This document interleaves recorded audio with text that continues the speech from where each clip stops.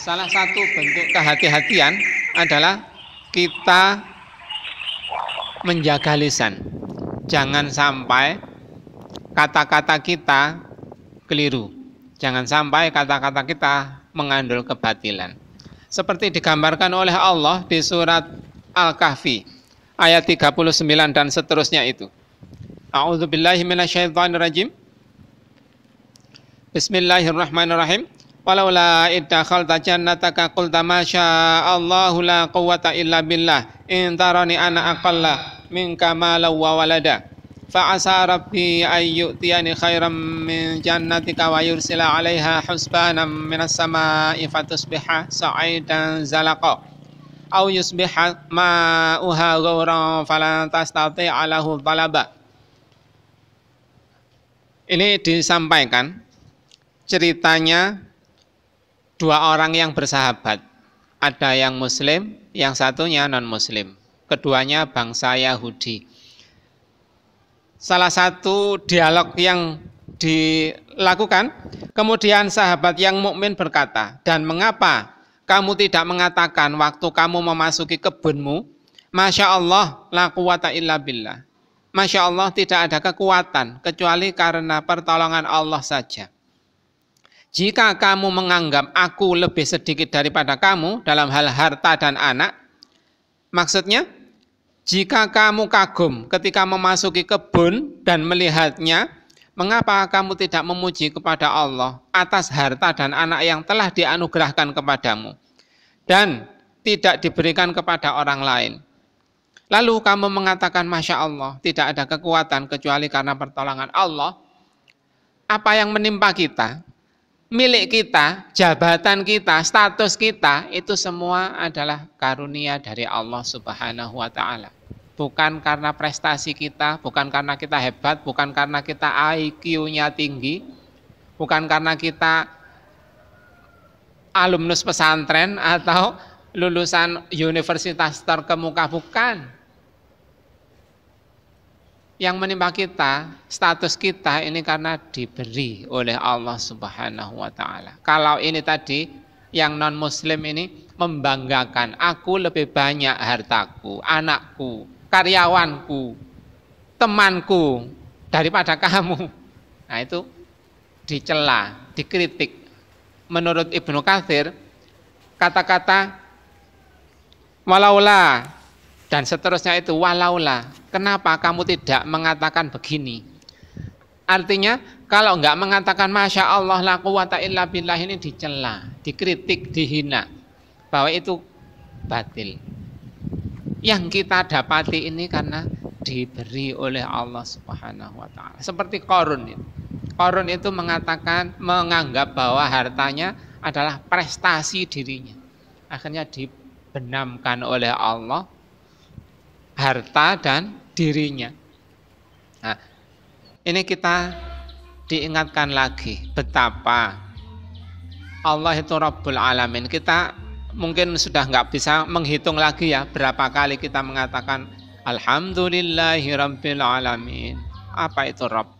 Al-Khaliq, Al-Malik, pencipta, pengatur, pemilik, pemberi rizki, yang mendatangkan manfaat, yang mendatangkan maldharat, yang membuat kita sehat, yang membuat kita bisa berdiri atau duduk-duduk begini ini. Orang lain dibuat Allah ngelempoh, orang lain dibuat Allah lumpuh. Ada yang sejak 97-an. Ada 3 orang ini menikah bersama-sama.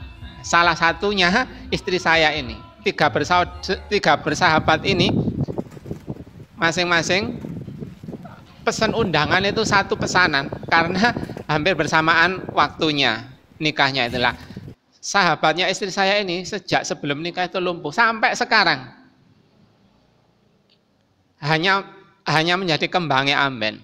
Nah, itu karena diberi oleh Allah begitu. Kita yang begini ini ya karena diberi oleh Allah Subhanahu wa Ta'ala. Balik lagi, Allah itu Rabbul Alamin, Al-Khaliq, Al-Malik, Al-Musawwir, yang membentuk rupa kita yang ganteng-ganteng, yang mungkin ada yang jelek-jelek begini ini, itu semua karyanya Allah Subhanahu wa Ta'ala.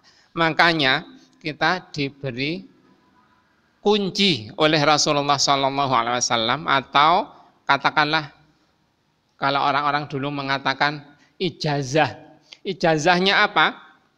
Yang menurut Ibnu Katsir disampaikan dalam hadis yang sahih yang beliau kutip di kitab beliau Tafsir Al-Qur'anul Azim. Sabda Nabi Muhammad SAW, ala adulluka ala kanzin min kunuzil jannah la haula wala quwwata illa billah. Maukah kamu kutunjukkan kepada salah satu perbendaharaan surga? Ia adalah tiada upaya dan kekuatan kecuali karena pertolongan Allah Subhanahu wa taala. Di surga itu kan banyak perabot ya. Kalau di sini ini ada dampar, ada mimbar, ada kursi, ada kipas, ada jam, ada macam-macam begitu. Tempatnya pecut atau pecutnya itu kalau dinilai sak dunia ini lebih berharga tempatnya pecut itu.